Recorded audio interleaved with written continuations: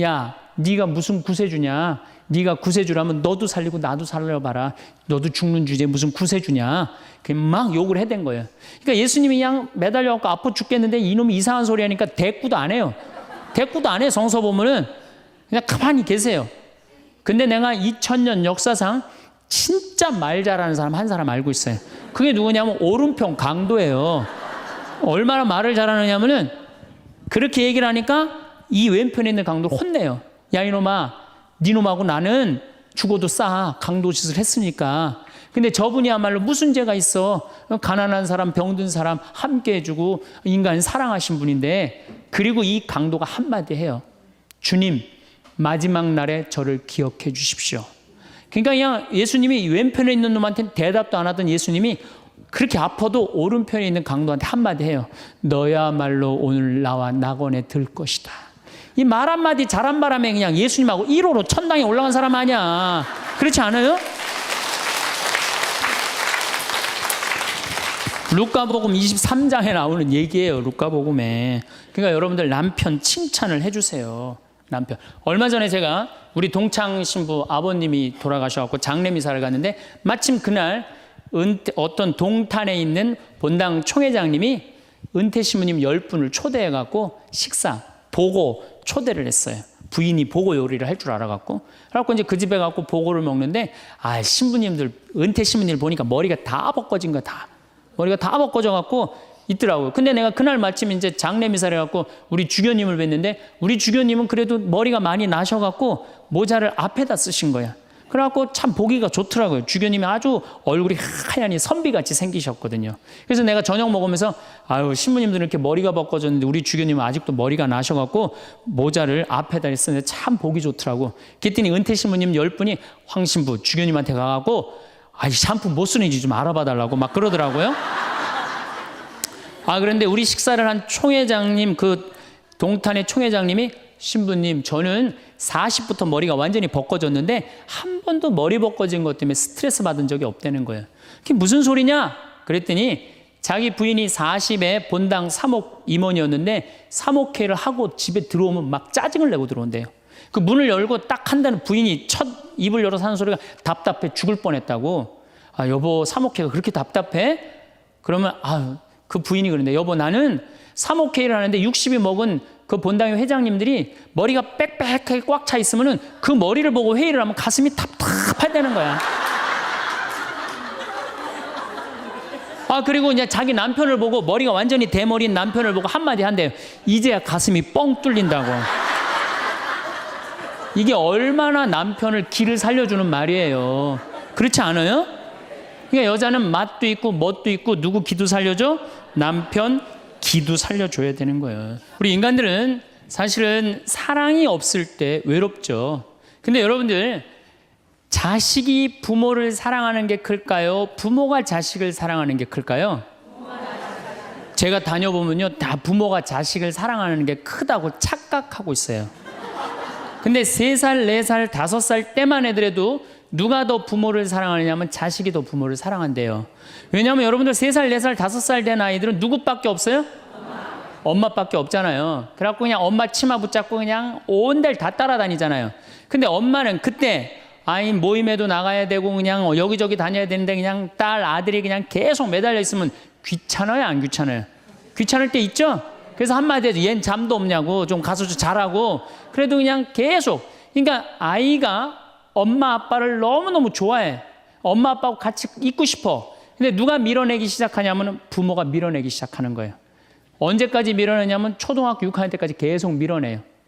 그리고 공부 못한다고 구박까지 해. 밀어내는 것도 모자라서. 그럼 중학교 올라가면 그때부터는 누가 싫어하기 시작해요? 자식이 싫어하기 시작해요. 그래갖고 엄마 아빠를 거절하기 시작해. 근데 엄마 아빠는 똑같은 마음이야. 사랑하는 건 똑같아. 그렇죠? 근데 중학교 올라가면 이놈이 나를 거절하니까 굉장히 섭섭하죠. 그런데 10년 동안 밀어낸 걸 생각해야죠. 10년 동안 같이 아이가 놀아달라고 그럴 때 놀아주고, 뭐 매달릴 때 같이 안아주고, 눈 마주쳐주고, 대화해주고, 얘기 들어줬으면은 중학교 올라도 걔는 엄마 아빠 안 미워해요. 그런데 3살서부터 계속 귀찮다고 그러고 자라고 그러고 그냥 뭐 또 때리고 막 공부 못하면 뭐 그냥 네가 그냥 내가 널 낳고 미역국을 끓여 먹고 내가 한심하다 그러고, 그리고 중학교 올라와갖고 자식이 엄마 막 째려보고 신경질 보고 소리 지르면은 그땐 당황스러운 거예요. 그래서 그런 착각을 하지 마시라는 거예요. 자식이 여러분들을 거절하게 되는 데는 누가 기여를 하는 거예요? 여러분들이 기여를 하는 거예요. 제가 신학교 때 부재 때 매스컴 세미나라는 걸 했는데, 그때 어떤 자매가 와갖고 정말 내 눈물을 찔끔 나게 하는 강의를 한 적이 있어요. 이 자매가 아들이 셋 있었대요. 근데 아들이 셋 있는 집은 항상 둘째가 문제예요. 첫째는 첫째라고 잘해주고 막내는 막내라고 잘해주죠. 그렇죠?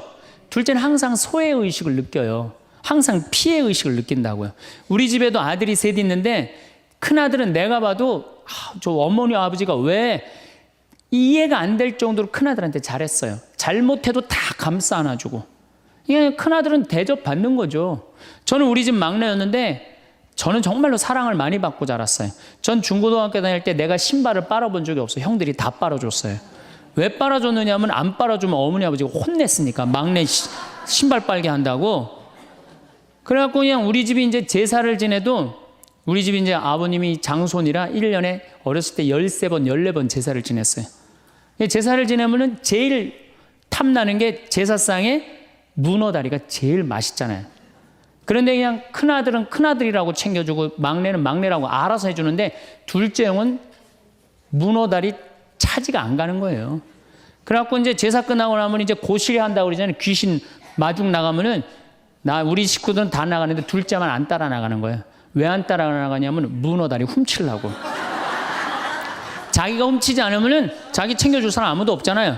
우리 둘째 형은 제사가 지나고 일주일이 지나도 2주일이 지나도 문어다리 물고 다녀요. 자기 어디다 감춰놨는지 모르는데.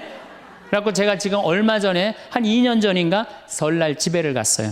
마침 설날은 제사를 지내니까 가갖고 물어봤어요. 아직도 둘째 형 문어다리 훔치느냐고 그랬더니 형하고 누나가 오늘도 문어다리가 없어졌다는 거예요. 그거 훔친 거지. 그러니까 50이 돼서도 그 어렸을 때 자기가 소외된 거, 피해의식을 보상받고 싶은 거예요. 근데 이 집에 이제 아들이 이제 중학교 3학년, 초등학교 6학년, 초등학교 3학년 세 아이가 있었대요. 근데 마침 그날은 초등학교 6학년 둘째 아들만 집에 있었대요. 그래서 이 자매님이 남편한테 여보, 둘째 아이 좀 데리고 목욕탕에 들어가서 목욕 좀 시키라고. 그래갖고 뭐 아빠도 뭐 집에 있으니까 둘째 아들 이제 목욕을 시킨다고 목욕탕에 이제 들어갔대요. 근데 5분이 지났는데 남편이 얼굴이 새빨개져갖고 막 뛰쳐나왔대. 옷도 제대로 안 입고. 당신 왜 애 목욕 시키라고 했더니 왜 뛰쳐나오냐? 당신 먼저.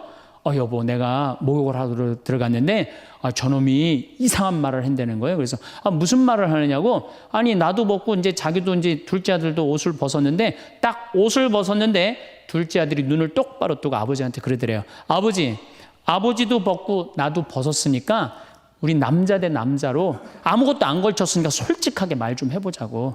그래서 이놈은 무슨 얘기를 하느냐. 아니 초등학교 6학년 놈이 딱 빨개 벗고 아버지도 벗고 나도 벗었으니까 우리 솔직하게 얘기 좀 해보자고 그러니까 얼마나 당황스러워요. 그래서 무슨 얘기냐 그랬더니 아버지는 날 정말로 사랑하는 거냐. 무슨 소리냐. 지난 겨울에 아버지가 밤에 두부 심부름 시켰을 때 난 너무너무 밤에 나가는 게 무서웠다. 왜냐하면은 동네에 불량 형들이 걸리면 돈을 뺏고 그래서 난 밤에 나가는 거 너무너무 싫었다. 중학교 3학년 큰형도 있는데 내가 그래서 큰형 왜 안 시키냐고. 그러니까 아버지가 나한테 소리 지르고 나한테 갔다 그래서 내가 울면서 갔다 왔다. 내가 그렇게 무서운데 얼마나 내가 서러웠는지 알았느냐. 그 아버지 나 사랑하는 거냐. 내가 그렇게 마음고생하는 걸 아냐. 뭐 아버지 할 말 없지. 또 아니 내가 구두 닦았을 땐 한 번도 칭찬도 안 하는데 막내가 아버지 구두 닦으면 그렇게 좋아하고 칭찬하고 500원도 주고 그러는데 왜 나는 한 번도 그런 적이 없느냐. 그리고 우리 아들 셋이서 인사할 때 잘 다녀오시라고 그럴 때 내 머리 쓰다듬은 좀 있냐. 한 번도 없다. 막내 머리만 쓰다듬어 줬지. 날 사랑하는 거냐. 아들이 그냥 그렇게 물어보는 거예요. 당황스러운 거죠. 부모는 항상 세 아들 다 사랑한다고 그러지만은 자식이 느끼는 건 너무너무 섭섭했던 거죠. 그래서 이 아빠가 너무너무 당황스러워갖고 그랬대요. 나는 너를 너무 믿었기 때문에 심부름도 시킨 거고 난 너를 너무너무 믿었기 때문에 막내 어리니까 이렇게 한 거지. 난 이 셋 중에 너를 너무너무 사랑한다. 그리고 너무 당황스러워서 그냥 옷도 그냥 대충 입고 뛰쳐나온 거예요. 그 자리에서 너무 있기 미안해갖고.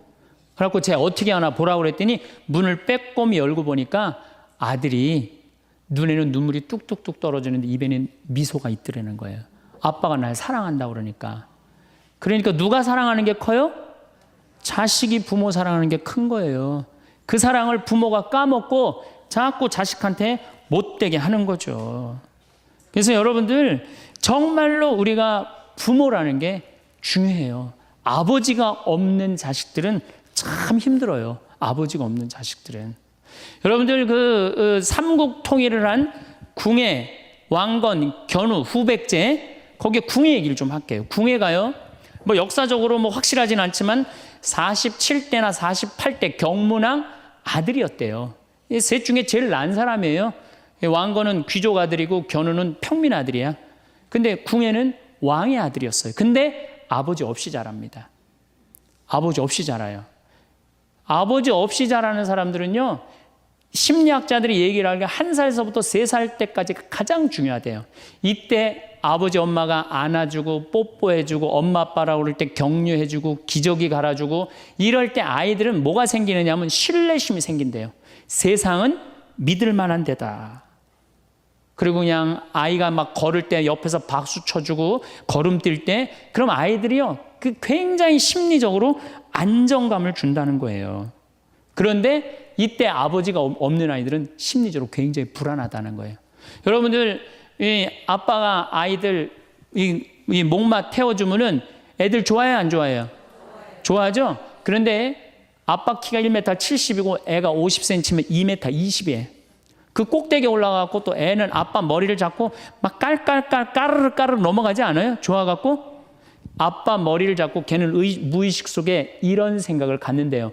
세상은 이렇게 높아도 믿을 만한 데다. 이 든든한 아버지가 있으니까. 그런 믿음이 생긴다는 거예요. 그런데 궁예는 그랬던 경험이 한 번도 없었던 거야. 그러니까 나중에는 사람을 의심을 하기 시작하는 거예요. 의심하기 시작하는 거예요. 그래갖고 나중에 관심법이라는 걸 개발해요. 그래갖고 네가 의심하는지 안 의심하는지 내가 안다. 그래갖고 그냥 친아들도 그냥 의심도 안 하는데 너 의심한다고 그러고 죽이고 결국 누구까지 죽여요? 자기 부인하고 아들까지 죽여요.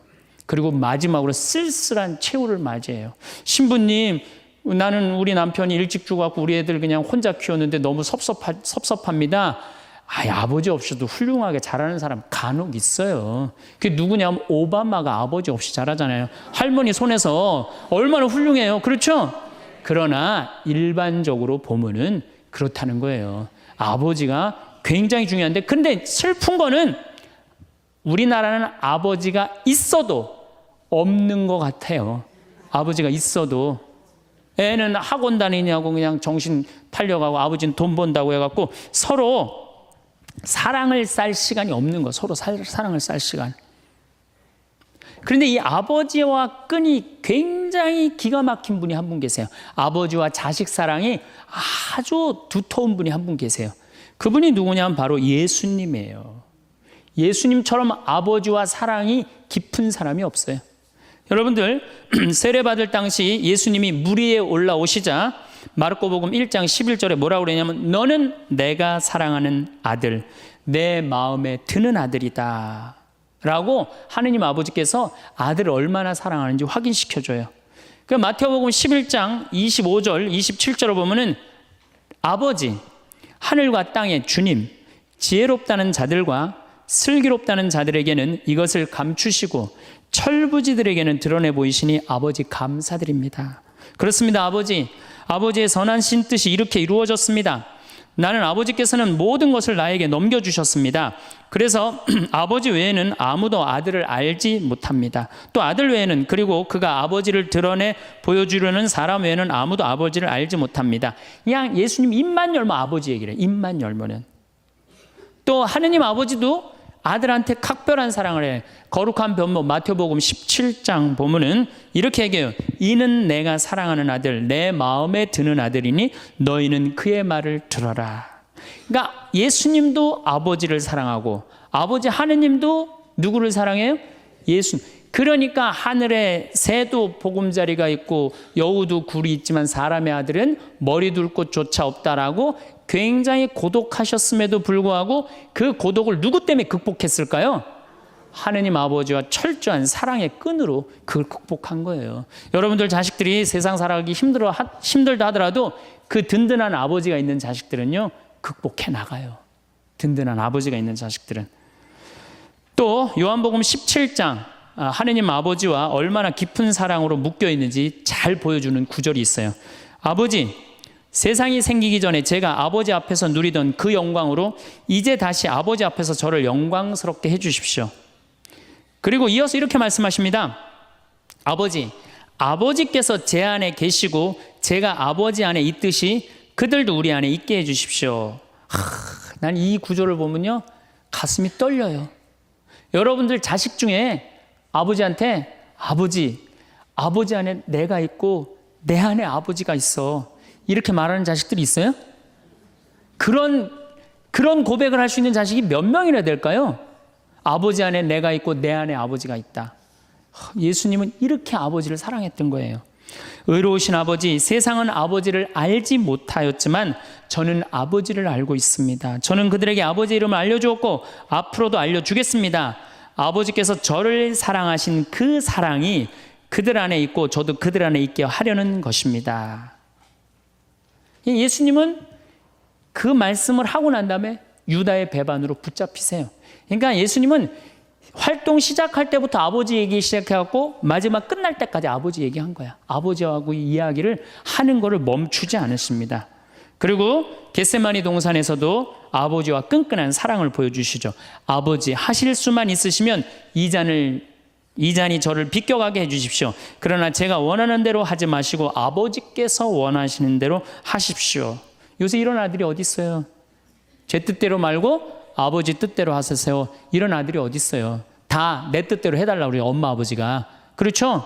근데 예수님은 하느님 아버지가 그렇게 기뻤던 거야. 맨 마지막에 아버지, 이 사람들을 용서하여 주십시오. 그리고 마지막으로 이런 말씀을 하십니다. 아버지, 제 영혼을 아버지 손에 맡깁니다. 그러니까 이 아버지와 철저한 끈으로 묶여 있었던 예수님은 그 마지막 제자들이 다 버리고 도망갔어도 그 아버지에 대한 사랑, 내 안에 아버지가 있고 아버지 안에 내가 있다는 그 기가 막힌 사랑으로 극복하시고 인류 구원의 문을 여신 거예요. 그렇다면 우리나라 아버지들도 이런 아버지가 돼야지. 자식들한테 이런 아버지가 돼야 되는데 이런 아버지가 과연 몇이나 있느냐. 저는 다행히 우리 아버지를 참 잘 만났어요. 전 참 아버지를 좋아해요. 나는 어렸을 때 추억이 아버지하고 매일 토요일 날 일요일만 되면 산에 가갖고 도토리 따고 밤 줍고 또 내가 망보고 아버지가 대추나무 올라가고 막 서리하고 막 이런 거 많이 했어요. 예.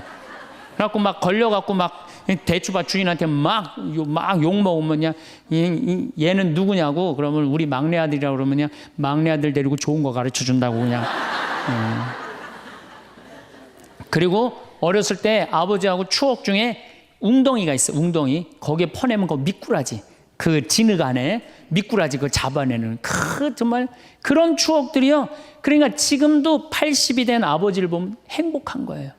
그리고 시간만 되면 그 아버지 보러 가고 싶고. 그러니까 이제는 효도는 없어요.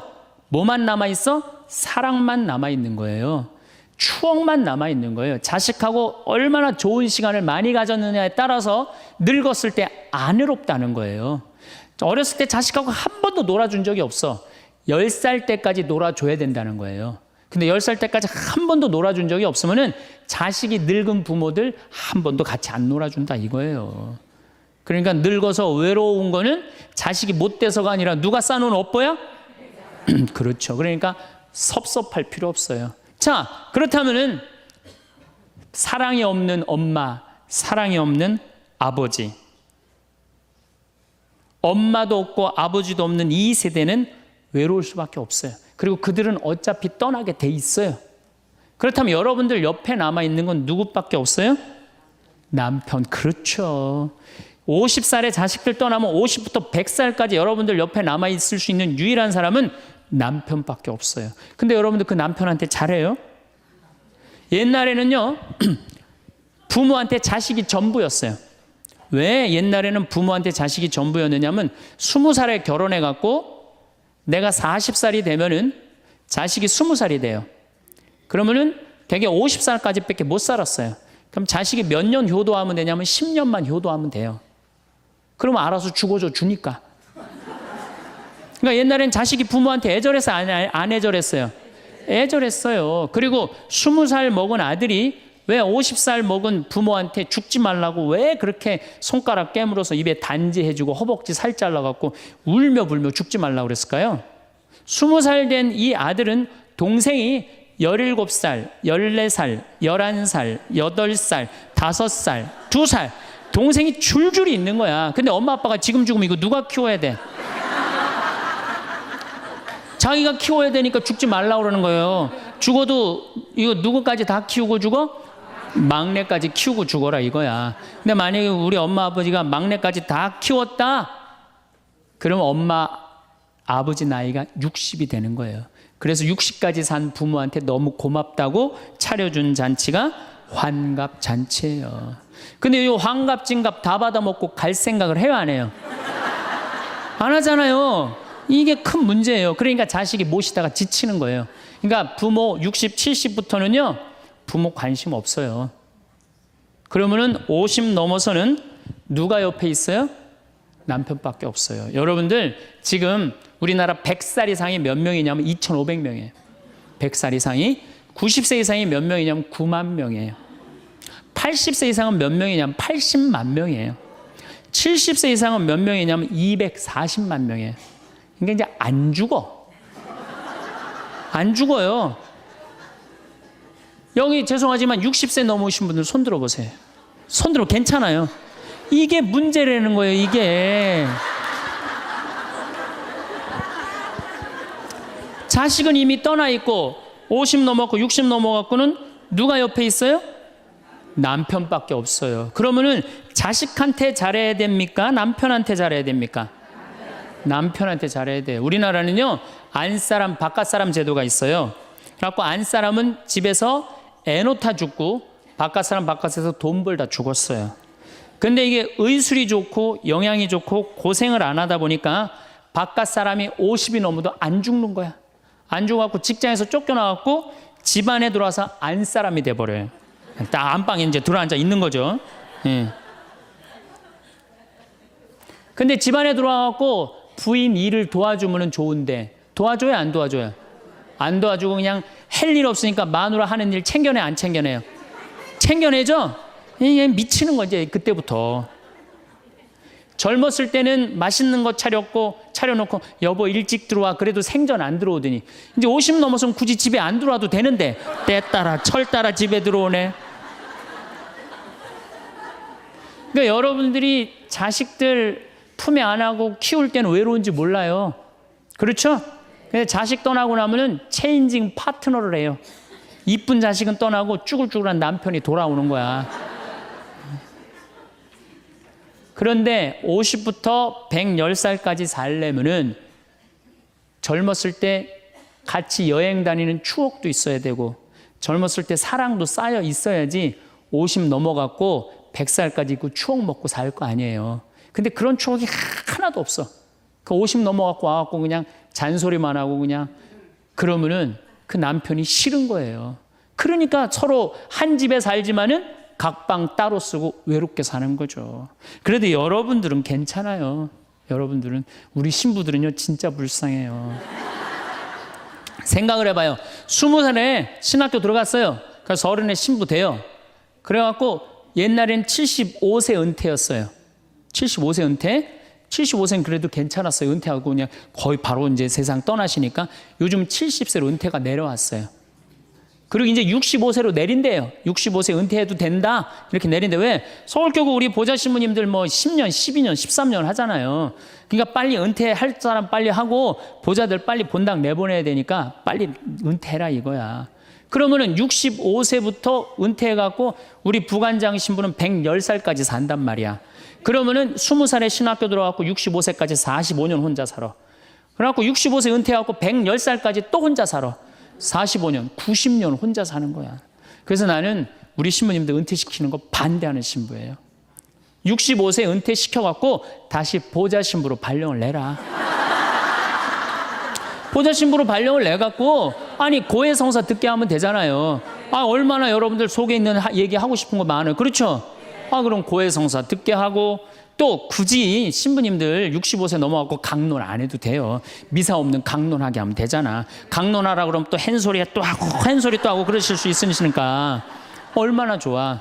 차라리 65세에 은퇴시킬 거면 아예 60에 은퇴를 시켜서 장가를 그냥 보내라. 늙어선 좀 안 해롭게.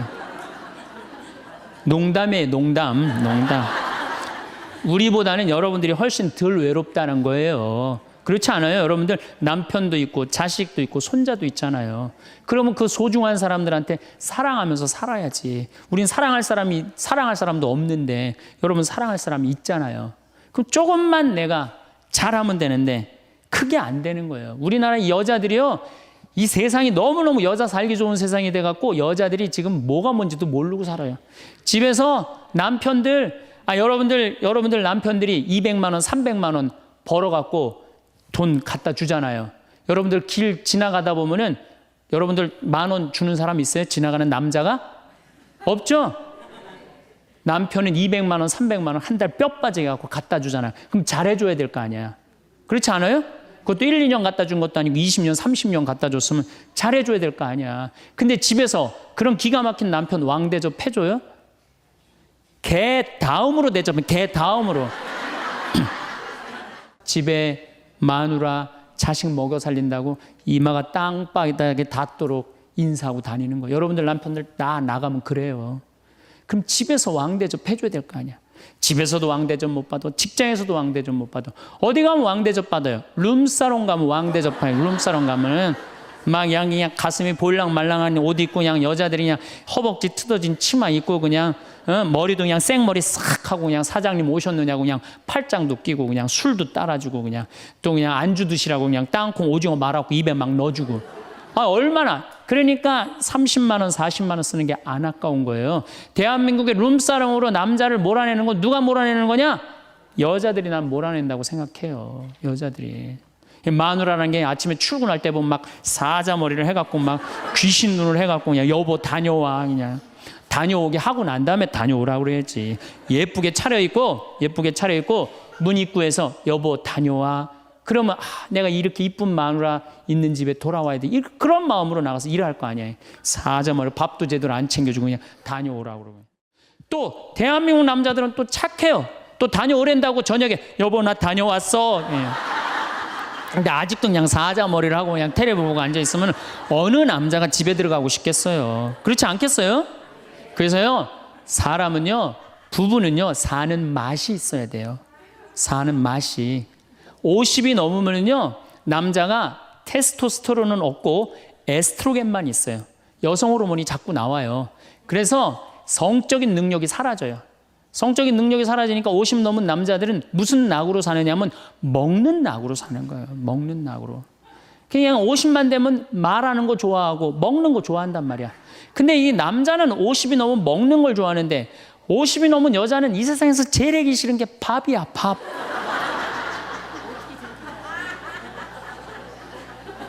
그러니까 그냥 둘이 사는데 왜 김치찌개를 끓여도 한솥 끓여. 그냥 하기 싫으니까 귀찮으니까 한솥 끓여갖고 그냥 다음날 아침에 그냥 그거 졸여갖고 아침상에 올려놓고 그냥 저녁엔 또 오늘같이 하루 피정하고 저녁에 이제 여보 나 저녁 집에 가서 먹을게 그러면 또 그거 볶아갖고 저녁상에 또 올려놓고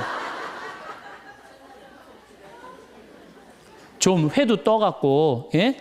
여기 가깝잖아요. 회시장 가갖고 우럭 회 맛있잖아요. 매운탕도 떠갖고 소주도 한 병 사고 그래갖고 그냥 허벅지 트어진 치마 이브닝 드레스도 하나 딱 입고 저녁에 남편 들어오면 여보 이거 내가 한 거야 딱 술 따라주면 남자가 얼마나 살맛이 나요. 사는 맛 나지 않겠어요? 예, 좀 신선로도 좀 해갖고 탁 하고 짜장면도 좀 만들어주고 베트남 국수도 좀 해서 주고 요즘 뭐 또 순대 또 그냥 유명한 데 많잖아요. 전화하면 택배로 다 보내주잖아요. 순대도 탁 썰어갖고 그냥 간 썰어갖고 그냥 소주 한 잔 탁 하고 신부님 무슨 돈으로 그런 걸 합니까? 애 휴학시키고 자식은 무슨 자식이야. 지금 누구밖에 없어요? 부부밖에 없어요. 애 휴학시키고 그렇게 하세요. 신부님, 난 휴학시킬 자식이 없는데 집 잡혀요. 나이 드신 분들은 은행에 가고 집 잡혀가고 다 쓰세요. 자식 물려줄 생각하지 말고. 예. 그래야지 사는 맛으로 사는 거 아니에요. 그리고 부부는 사는 맛으로도 살아야지만 사는 멋으로도 살아야 돼. 사는 멋이 있다. 멋있게 살아야 될 거 아니에요. 근데 나는 제일 가슴 아픈 우리 자매님들이 어떤 분들이냐면은 자기를 꾸미지 않는 분들이에요. 이쁘게 좀 이쁜 옷도 사 입고 그래야 되는데 생전 아니 자기가 무슨 군인이야? 집에 있어도 파마를 해도 꼭 철모 뒤집어 쓴 거 딱 1년 내내 풀어지지도 않는 거 쓰고 앉아갖고 그냥 생전 그냥 마누라라는 게 그냥 맵시 있는 옷 한 번 제대로 입지도 않고. 그럼 남편이 사는 맛이 있어요? 사는 멋이 있어요? 좀 꾸며야죠, 본인이. 예쁜 옷도 좀 사서 입고, 좀 브릿지도 좀 넣었다가, 머리도 그냥 생머리도 했다가, 이쪽으로도 묶었다가, 저쪽으로도 묶었다가, 어느 날 좀 틀어도 올리고, 막 이래야지 그냥 남자가 사는 맛도 있고, 사는 멋도 있을 거 아니에요. 생전 그냥 옷도 그냥, 신부님 맵시가 있어야지 옷을 사 입죠. 그러면 좀 살도 좀 빼시고 그냥 이건 벤지 엉덩이지 구분도 안 되는 그냥 몸매를 가지고 그냥 그러니까 그냥 몸빼바지만 계속 짚고 이 집에 있으면은 어느 남자가 집에서 가고 싶어요. 본인을 꾸미시라는 거예요. 그래서 남자는요 사는 맛도 있고 사는 멋도 있는 거 멋도 있어야 돼요. 그래서 예쁜 옷 남편도 좀 꾸며주고. 남편도 좀 나비 넥타이도 좀 하고. 남자가 50이 넘으면요 제가 지난 그 미국에 한번 강의를 갔는데 너무 멋있는 부부를 봤어요. 남편이 한 60쯤 돼 보이는데 식사를 같이 하려고 그러는데 남편이 살짝 머리가 벗겨졌더라고요. 근데 부인이 사각모를 탁 저기 뭐 차에 하더라고요. 남편을 바깥에서 만났는데 딱 했는데 부인이 여보 이거 써 탁 씌워주는데 너무 멋있더라고요. 여러분들 앞 백화점에 가갖고 남편 좀 사각모도 좀 멋있는 거 좀 중절모도 멋있는 거 사서 탁 씌우면 얼마나 좋아. 그렇지 않아요? 옷도 이제 50이 넘으면요 단색을 입어야 돼요. 노란색을 입든지 초록색을 입든지 아니면 빨간색을 입든지 그래야지 좀 젊어 보이는데 이거는 그냥 김치국물 떨어져도 안 보이는 체크무늬 사서 입혀갖고 그냥 1년 내내 빨아주지도 않고 그냥 맛도 없고 멋도 없는 거죠. 그래서 좀 무슨 돈으로 애 휴학시키고 자식은 무슨 자식이에요. 여러분들 이제 50이 넘어가갖고요. 여러분들의 유일한 동반자는 누구밖에 없다? 남편밖에 없다. 그럼 남편한테 잘해줘야죠. 50이 넘으면 또 남자들도 문제는 문제예요. 이 남자는 50이 넘어가면 친구가 없어져요.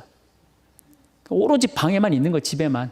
근데 여자는 바뀌어 또 성격이 바뀌어 50이 넘으면 친구가 너무 많아. 그냥 맨날 만나러 나가야 되는데 그냥 이 남자고 여자고 이제 서로 힘든 거죠. 또 그냥 50, 60 넘은 남자들은 씻지도 않아. 그냥 냄새 나고 그냥 이러니까 그냥 남편 옆에 가까이 가기도 싫은 거죠. 예. 근데 이 부부가요 서로 애인같이 살아야 돼요. 우리 자매님들 자기를 애인같이 꾸며야 돼요. 그러니까 언제든지 집에서도 깔끔하고 예쁘게 차려입으면 남자가 기분이 좋잖아요. 집도 좀 화분도 좀 예쁜 거 좀 해놓고 여행도 좀 다니고 둘이 공연도 좀 가고 극장도 좀 보러 다니고 이래야지 그냥 사는 맛도 나고 사는 멋도 날 거 아니에요. 그래서 제발 좀 성지순례 좀 가세요. 제가 여러분들한테 꼭 부탁하고 싶은 거는 옛날에 중세시대는요 성제집 다 팔아 갖고 갔어요. 다 팔아서 그냥 예루살렘 가는 걸로 끝나는 거예요. 거기서 죽어도 여한이 없다고. 그러니까 여러분들도 예수님 어제 복음에 자케오 얘기 나왔죠? 그 예리고 얼마나 좋아요. 그리고 그냥 갈릴레아도 좀 호수도 가보고 얼마나 좋아요. 신부님 무슨 돈으로? 휴학시키고 그 돈이면 충분해요. 한번 갔다 오면은요 신앙이 틀려지거든요. 성지순례도 가고. 제가 그 지난 9월인가 작년 9월에 성지순례를 한 40분 하고 갔다 왔는데 어떤 형제님이 70 먹은 형제님이 기가 막힌 말씀을 하시더라고요. 무슨 말씀을 하시냐면은 내 강의를 듣고 집을 잡혀서 왔대요. 근데 가만히 생각을 해보니까 집은 은행에 잡히면 대출을 해준대요. 은행에 잡히면 대출해주잖아요. 근데 나이는 대출해주는 데가 아무 데도 없대요. 여러분들 누가 나이 대출해줘? 한 살이라도 더 먹기 전에, 다리에 힘 풀리기 전에 갔다 오셔요. 그리고 내가 성주순례를 가면은 너무 행복해하는 거, 자매님들이.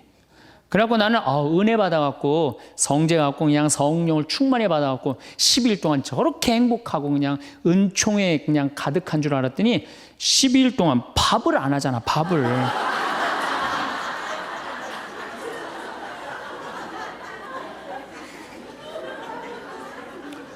남편, 부부는 맛도 있고 멋도 있어야 되지만 기도 살려줘야 돼. 남편 기도 살려줘야 돼요. 아니 50이 넘어갖고 남편 기 살려줄 사람이 직장에서 기가 살겠어요? 사회에서 기가 살겠어요? 본인이 기가 살겠어요? 유일하게 기 살려줄 수 있는 사람은 누구밖에 없어요? 부인밖에 없어요. 부부가 50이 넘으면요, 자식들 떠나고 둘만 덩그랗게 집에 남아서 50년을 같이 살아야 돼요. 말을 정말로 남편 즐거운 말, 남편 좋은 말, 우리 남편 아직도 알통 튼튼하다, 우리 남편 아직도 어깨가 그냥 대유평 평야 같다, 이런 말 해주는 게 중요한 거예요. 그런데 그냥 말을 진짜 못해. 내가 2000년 역사상 말 진짜 못하는 놈 한 놈 알고 있어요. 어떤 놈 진짜 말 못하느냐면은 십자가상, 예수님 십자가 위에 매달렸을 때 왼편의 강도, 진짜 말 못하는 놈이에요, 그놈. 이제 십자가 매달렸어. 너무 아파.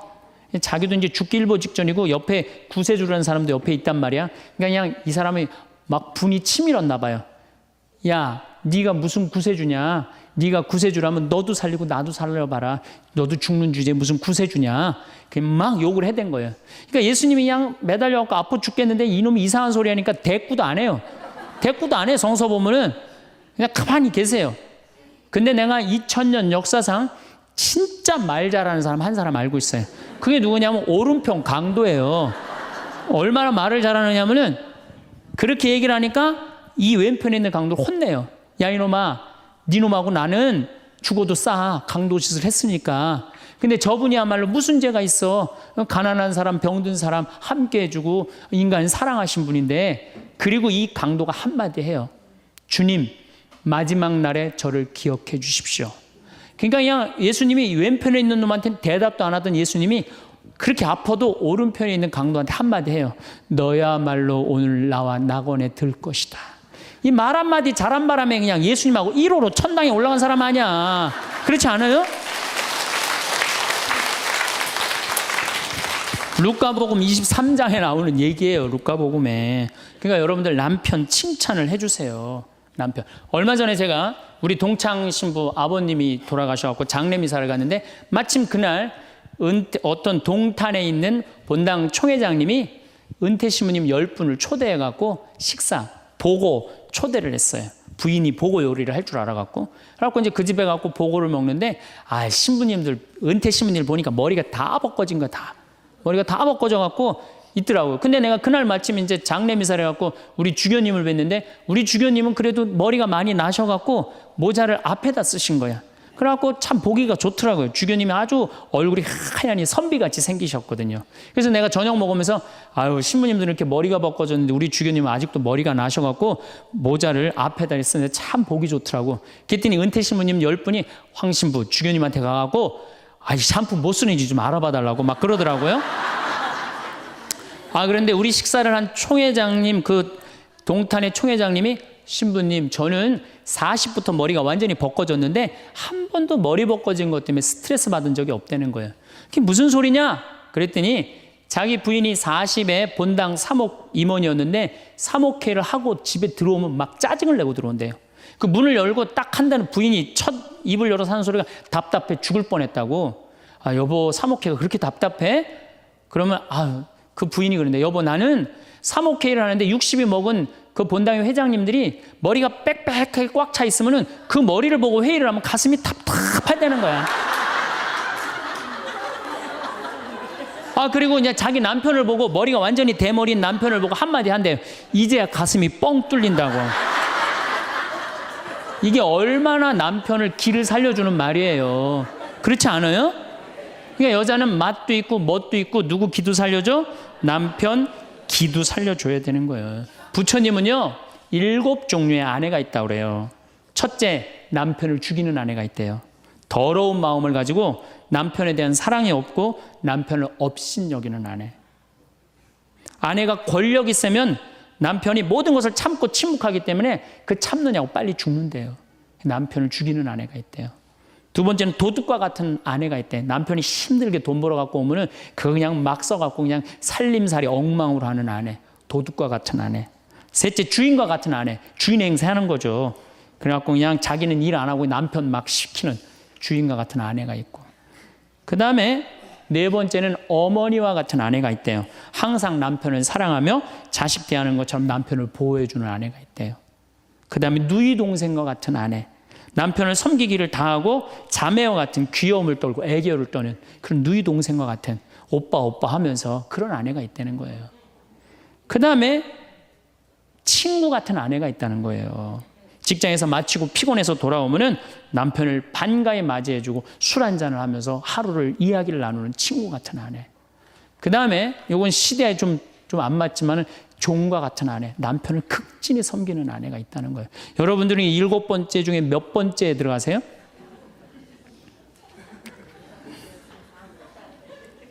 아무것도 아니에요? 이 7번째 아무것도 아니면 큰일인데. 근데 우리나라 남자들도 문제예요. 사실은 이 부인한테 참 잘해야 되거든요.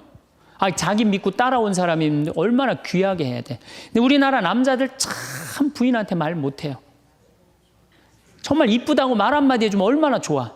여자는요 1년 365일 365가지 방법으로 이쁘다는 소리를 듣고 싶어 한대요.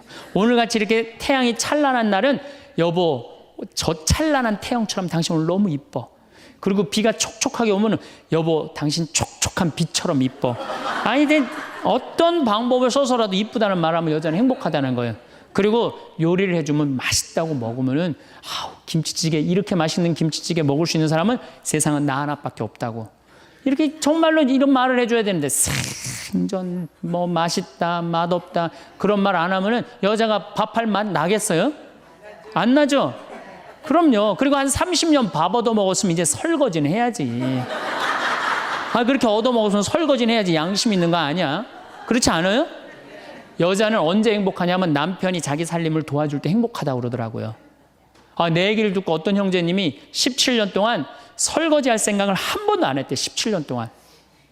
그래갖고 이제 내 얘기를 듣고 이제 자기도 이제 해봐야 되겠다. 그렇게 생각을 하고 저녁에 여보 당신 반찬하냐고 애쓰고 밥하냐고 애썼으니까 내가 설거지 해줄게. 앉아서 텔레비 봐. 그랬더니 부인이 그러더래요. 2번 청소하게 하지 설거지하게 하지 말고 그냥 가만히 있으라고 그러더래요.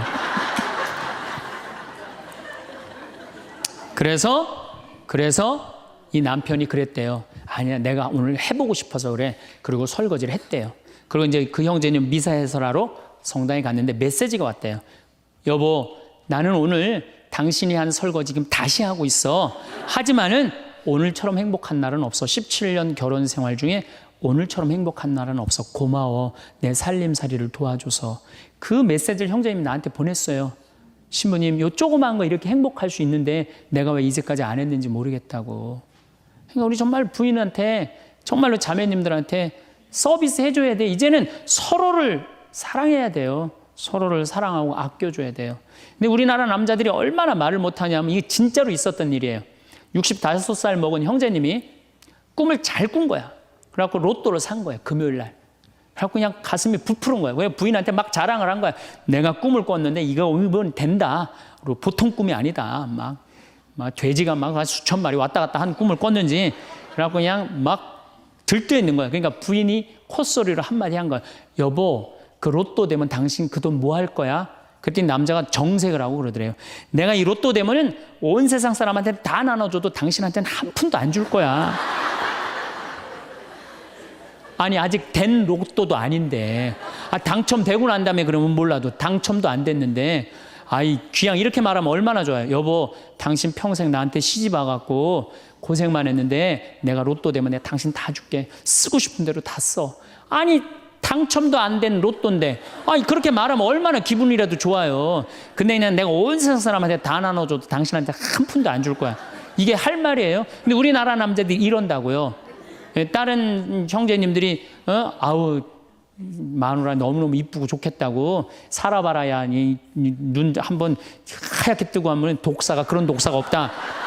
이런 말 해야 되면은 우리 마누라는 얼굴만 이쁜 게 아니라 마음은 비단이야. 기분이 얼마나 좋아요.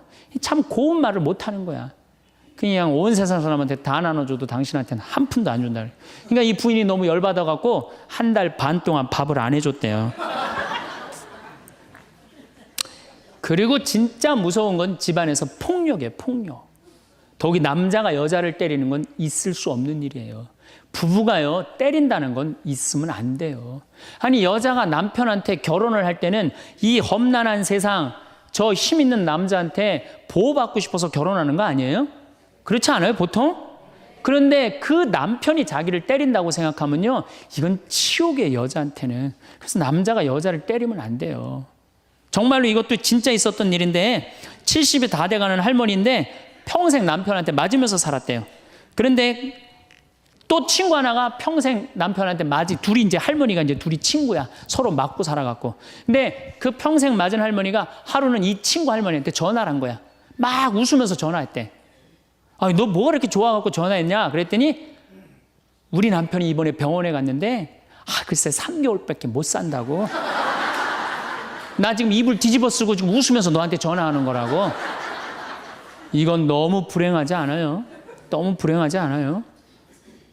정말로 자기 부인 아파서 죽는데 따라 죽는 남편도 있는데, 이게 그냥 자기 남편 3개월밖에 안 산다고 이불을 뒤집어 쓰고 막 웃으면서 그냥 전화를 할 정도면 이거 같이 살지 말아야지. 그렇죠? 그러니까 여러분들 남편한테 잘하세요. 또 여기 있는 우리 형제님들 누구한테 잘해요? 그래도 나이 먹어갖고요, 여러분들 지금 신부님 난 도저히 우리 남편하고 못 살 거예요. 지금 바꿔봐야 거기서 거기에요. 지금 바꿔봐야. 자, 남자하고 여자하고 얼마나 서로를 이해를 못하느냐 하면은, 남자는 하루에 2,000마디만 하면은 말 끝난대요. 근데 여자는 하루에 6,000마디를 해야 된대요. 그러니까 여자가 훨씬 말이 많은 거죠. 남자는 직장에 갔다 오면 할 말 끝난 거예요. 집에 할 말이 아무것도 없는 2,000마디 이미 다 했는데, 할 말. 남자로 사람으로서 할 말 끝났는데. 뉴욕의 게리 머카스라는 교수가 이 통계를 냈어요. 그래갖고 여자는 이제, 남자가 이제 남편이 이제 집에 들어올 때만 기다리는 거야. 뭐 이웃집 아줌마 얘기도 하고 싶고 본당시 뭐 욕도 하고 싶고 막 그래갖고 기다리고 있는데, 남편이 들어와서 여보, 그 집 남편은 그렇게 힘들게 돈을 버는데 여자는 맨날 찜질방 다니고 그냥 밍크코트 입고 다니고 정신 나간 여자라고. 그럼 남편은 할 얘기가 없는 거야. 쓸데없는 소리 하지 말고 밥이나 내놓으라고. 그럼 여자는 미치는 거예요. 진짜 괜찮은 남자들은 어떤 남자들이냐면은, 그래 여보? 그럼 안 되지. 부인이 살림을 잘 살아야지. 남자가 그렇게 고생을 하는데 추임새를 넣어주고 속으로 외우세요. 500마디, 1000마디, 2000마디. 그래갖고 딱 속으로 4000마디 딱 끝나면 여보 이제 자자. 이래야지 이 남자는 후환이 없는 남편이에요. 여자 말을 들어줘야 돼요. 그래서 남자하고 여자하고 틀린 점이 이거야. 반대로 우리 자매님들은, 여자는 흥분을 하면 5분이면 흥분이 끝난대요.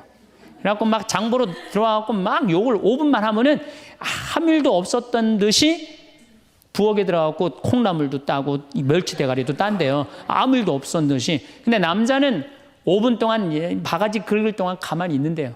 5분 지나면 그때부터 승질이 나기 시작한대. 근데 남자는 한번 승질이 나면 최소한 30분은 성질을 내야 된대. 그래갖고 5분 지나고 나가고 이제 그때부터 이제 여자는 마음이 착 가라앉은 상태에서 저녁 준비를 하는데, 그때부터 남자는 이제 거실에서 소리 지르는 거야. 내가 말이야, 뭘 잘못했다고 네가 맨날 그러냐고 막 소리 지르면 마음이 가라앉은 여자가 나와서 남자 불을 질러요, 속에다가.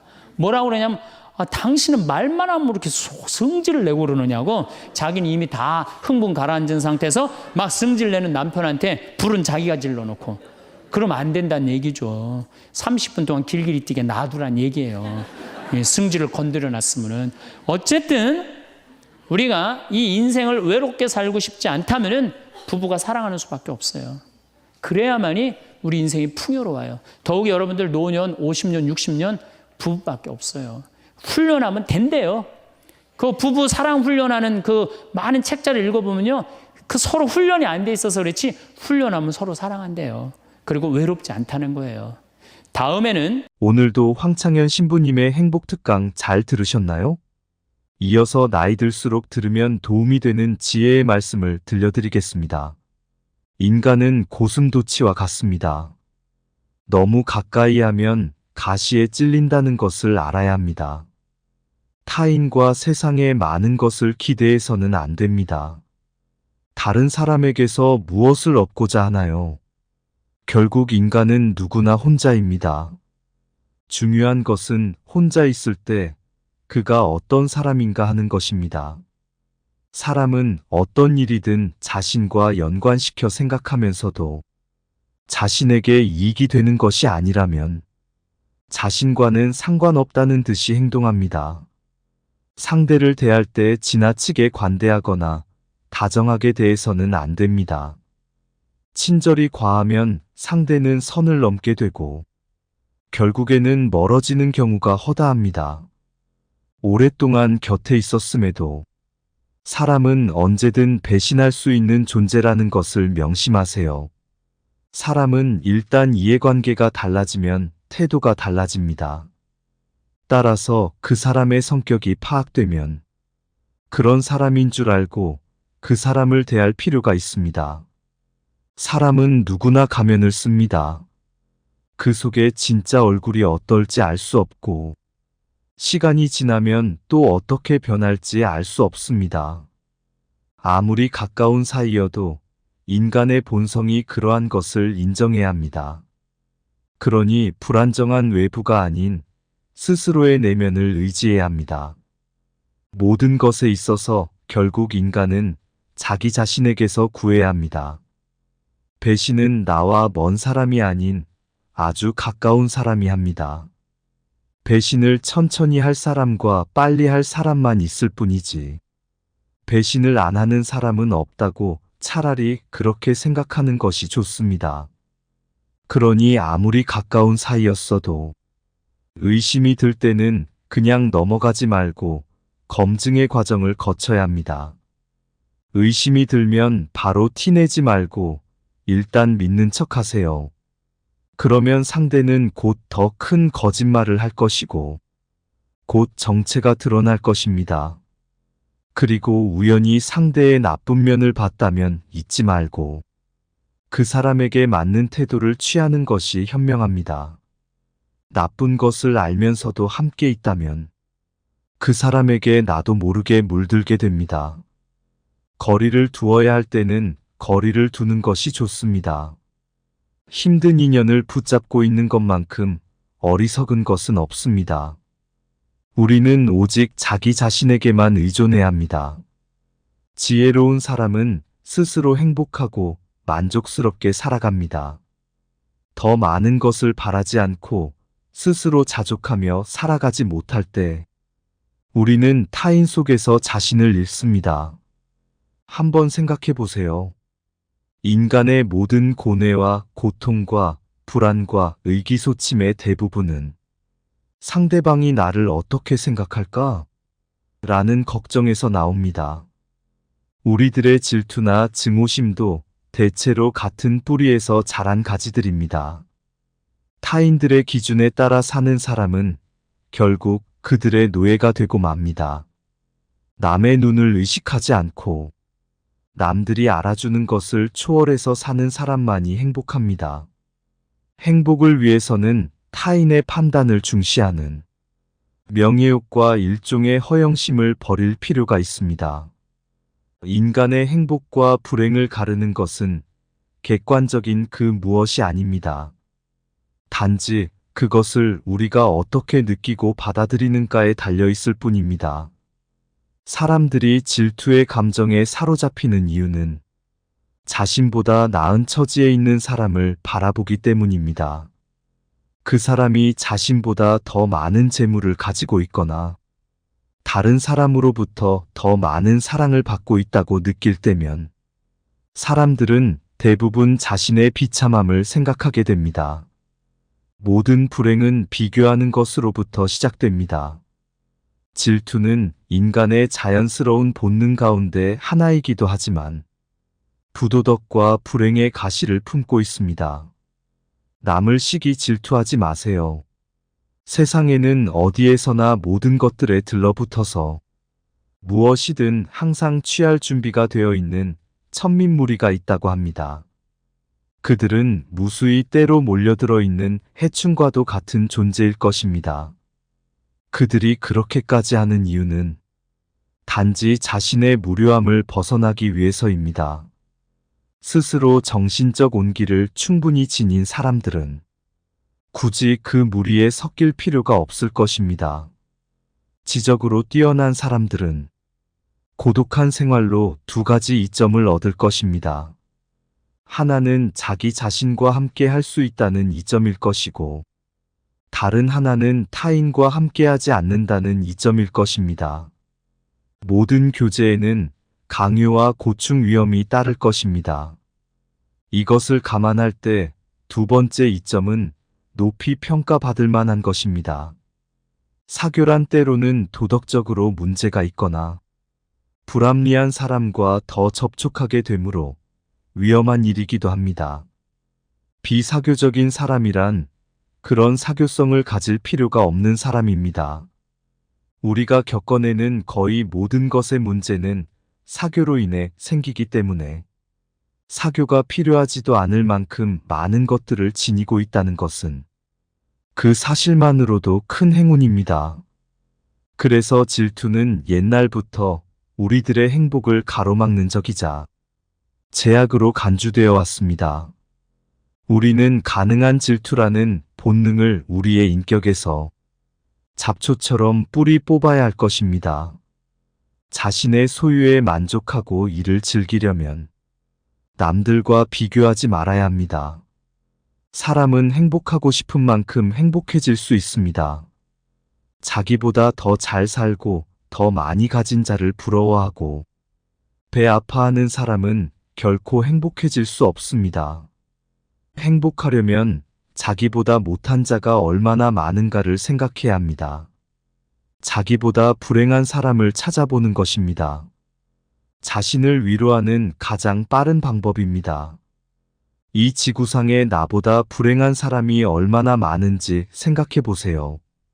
태어날 때부터 앞을 보지 못하거나 듣지 못하는 사람들, 한 끼 식사조차 제대로 못하는 사람들, 그들도 역시 그대의 주변에서 그대와 함께 살아가고 있는 사람들입니다. 지금 얼마나 많은 사람들이 당신보다 앞서 있는가를 생각하기보다는 얼마나 많은 사람들이 당신의 뒤를 따르고 있는가를 생각해 보세요. 인간이 살고 있는 이 세상은 그가 바라보는 각도에 따라 모양이 달라집니다. 우리는 흔히 자기가 가진 것은 생각하지 못하고 자신에게 부족한 것만 생각하기 마련입니다. 그러면 그대로 불행의 길을 걷게 됩니다. 우리는 항상 위보다 아래를 보고 살아가야 하며 자기보다 행복하다고 여기는 사람이 겉으로 보기에만 그런 것인지 아니면 실제로는 불행을 감추어 사는 것은 아닌지 의심해 봐야 합니다. 지금 다른 사람들의 상황을 부러워하고 있나요? 사실 그 사람들의 상황은 그 사람들의 성격에 맞을 뿐이고 당신 성격에 맞는 것은 아닐 수도 있습니다.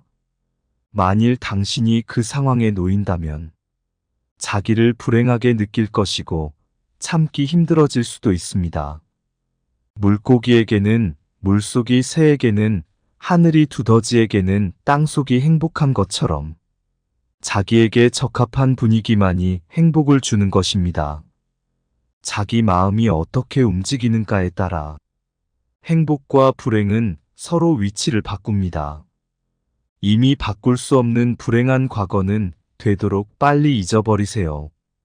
판도라의 상자에 넣어 던져버리고 영원히 잊어버리세요. 또한 언제 닥칠지 모르는 미래 때문에 마음의 평화를 잃는 일은 없어야 합니다. 이를테면 우리는 불행한 일이 절대로 일어나지 않을 것이라거나 적어도 지금 당장은 일어나지 않을 것이라는 것을 압니다. 타인과의 관계도 마찬가지입니다. 타인의 관계를 유지하기 위해 연연하지 말고 자신의 생각과 판단을 중심으로 살아야 행복해질 수 있습니다. 우리가 남의 평가를 중요하게 생각할수록 스스로에게 해가 되고 점점 약해집니다. 그러니 본능을 잘 다스려 남의 칭찬이나 비난에 흔들리지 말고 내 생각과 주관을 우선으로 생각해야 합니다. 남의 눈을 의식하지 않고 남이 알아주는 걸 개의치 않는 사람은 훨씬 행복합니다. 일의 내용이나 결과보다 더욱 중요한 것은 그 일에 대해 내가 어떻게 생각하느냐입니다. 남들이 뭐라고 생각할까? 늘 이런 생각에 사로잡혀 사는 사람은 노예일 뿐입니다. 노예는 늘 주인의 눈치를 살피고 주인의 명령에 따라야 하는 운명입니다. 왜 남을 나의 주인으로 만드는 노예의 짓을 하려고 하시나요? 결국 인간의 행복은 얼마나 홀로 잘 견딜 수 있는가에 달려 있습니다. 우리가 느끼는 거의 모든 슬픔은 사람들과의 관계에서 발생합니다. 우리는 다른 사람들과 같아지기 위해 우리 인생의 대부분을 낭비합니다. 사람들의 눈높이에 나를 맞추려는 데서 모든 불행이 시작됩니다. 사람은 혼자일 때 온전히 자신이 될 수 있습니다. 그가 고독을 사랑하지 않는다면 자유를 사랑하지 않는 것입니다. 인간의 사교는 사교가 좋아서가 아니라 고독이 두려워서입니다. 나이 들수록 고독과 외로움에 두려우신가요? 남의 말과 시선에 쉽게 동요하고 끊임없이 눈치를 살피시나요? 나는 어쩔 수 없이 나입니다. 내가 나를 부끄러워하지 않는다면 사람들도 나를 부끄러워하지 않게 될 것입니다. 우리는 괴로운 일에 부딪혔을 때 우선 감사할 가치가 있는 것을 찾아서 그것에 충분히 감사해야 합니다. 그러면 마음의 평온함이 찾아오고 기분이 가라앉으며 어려운 일도 견디기 쉽습니다. 사람은 음식을 먹음으로써 체력을 회복하고 독서로 정신을 배양하게 합니다. 인간은 다른 사람처럼 되고자 하기 때문에 자기 잠재력의 대부분을 상실합니다. 복수한 내용을 모두 잊지 않으려는 생각은 먹은 음식을 모두 체내에 간직하려는 것과 같습니다. 좌절을 경험한 사람은 자신만의 역사를 갖게 됩니다. 그리고 인생을 통찰할 수 있는 지혜의 길로 들어섭니다. 우리의 모든 불행은 혼자 있을 수 없는 데서 생기는 것입니다. 그러니 고독을 사랑하는 습관을 가져야 합니다. 남들과 달리 뛰어난 개성을 지닌 사람은 본질적으로 타고난 것이 고립의 성향이기 때문에 젊은 시절에는 어려움을 느끼지만 나이가 들면 오히려 자유로운 기분이 들게 될 것입니다. 젊은 시절에는 고독을 사랑하는 습관을 어렵게 가질 수 있었다면 나이가 들면 이제는 그런 마음이 아주 편안하고 간단한 것들이 될 수 있습니다. 즉 고독한 마음은 마치 물 만난 물고기처럼 아주 자연스럽게 되는 것입니다. 삶이 어떤 것으로 다가오는가 하는 문제는 전적으로 그 사람의 기분에 따라 달라집니다. 아무리 젊고 아름답고 부유한 사람이라고 해도 그 사람이 진정으로 행복한지 아닌지는 판단할 수 없습니다.